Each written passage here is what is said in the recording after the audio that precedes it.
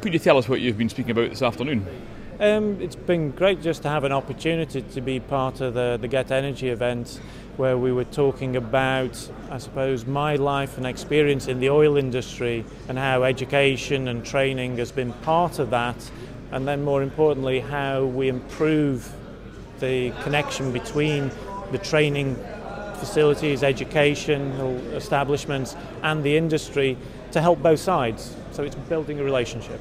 You've had a very successful career in the oil and gas industry. Are there still the same opportunities for young people today?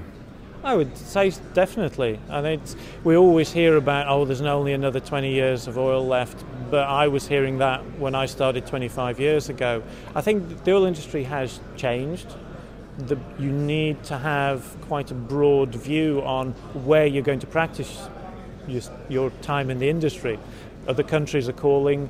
It isn't just going to be the UK. I've managed to spend most of my career through planning or not, mainly in the UK. But I think the UK could offer people happily another 25 years. We keep hearing the fields being discovered. But also, I think we now need to start thinking really seriously about exporting our expertise properly.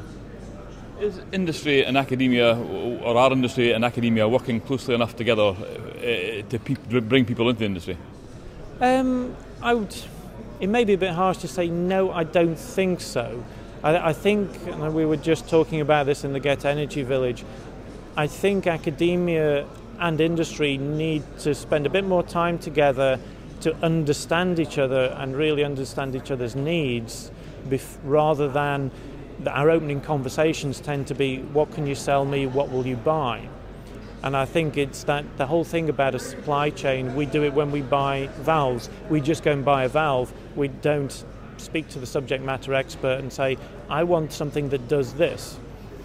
So what we need to do as the industry is spend more time with academia, all the training bodies, and sit down and invest time with them and get them to really understand what makes a difference in our industry.